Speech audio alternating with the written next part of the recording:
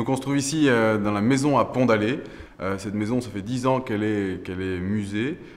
Autrefois, elle a été magasin et depuis le XVIe siècle, c'est à cette époque-là qu'elle a été construite. Alors au XVIe siècle, cette maison à Pont-d'Alais a été construite par des personnes assez particulières puisqu'il s'agit d'anciens nobles. En fait, à l'époque, Morlaix était une ville très très riche, c'était un des plus grands ports de Bretagne et à Morlaix on vendait le lin et les commerçants qui avaient dans cette rue, dans la grande rue à Morlaix, étaient des gens très très riches grâce au commerce du lin et donc cette richesse des commerçants a rendu très jaloux les nobles qui habitaient autour de Morlaix. Il faut savoir que autour de Morlaix, il y avait énormément de champs de lin et on le transformait pour vendre le tissu dans la ville.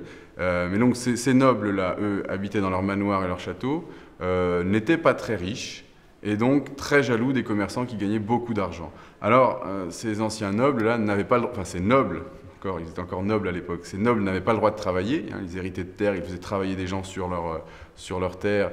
Et ces paysans leur reversaient un impôt, eh bien ces anciens nobles-là vont s'arranger avec l'Église pour pouvoir ne plus être considérés comme nobles. Donc ils déposaient leur titre de noblesse à l'Église, et ainsi quand ils en ressortaient, ils n'étaient plus considérés comme nobles. Alors, contents de pouvoir gagner de l'argent à leur tour, en vendant du lin aussi, mais quand même un petit peu vexés de ne plus être considérés comme des gens importants. Et du coup, ils faisaient construire ce type de maison, qui est une architecture très particulière, qu'on ne trouve que à Morlaix, je le disais, parce que, donc voilà, ils ont décidé, les premiers qui ont je vais dire, trafiqué un petit peu, qui ont négocié comme ça, vont se faire construire une maison, très belle maison, pour impressionner les gens qui entraient chez eux. C'était un code. Quand on arrivait ici, on savait qu'on arrivait chez un ancien noble, avec une cheminée très très grande, monumentale, qui est une reprise des plans de celles qu'il y avait dans les manoirs et les châteaux. Puis un escalier monumental aussi, qui d'ailleurs donne son nom à la maison, puisque la maison à Pont-d'Alais, ça vient de l'escalier à Pont-d'Alais, qui est une contraction de deux termes techniques. En français, c'est le terme pont et allée, puisque ce sont des ponts qui servent à aller d'un côté à l'autre de la maison.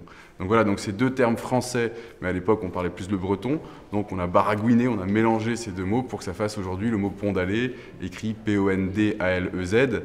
Il existe d'ailleurs dans les dictionnaires sous cette forme, voilà, pont d'Alaise. Donc voilà, donc cet escalier monumental également, qui donne un aspect château à la maison. Donc voilà, avec ces deux éléments très importants, ces deux éléments architecturaux, eh bien on laisse le vide jusqu'en haut. Voilà, donc c'est vraiment ça l'histoire de ces maisons à Pont-d'Alais. Et c'est pour cette histoire-là que je racontais avec les anciens nobles et tout ça. C'est les raisons économiques en fait qui font qu'on a trouvé des maisons comme celle-ci qu'à Morlaix.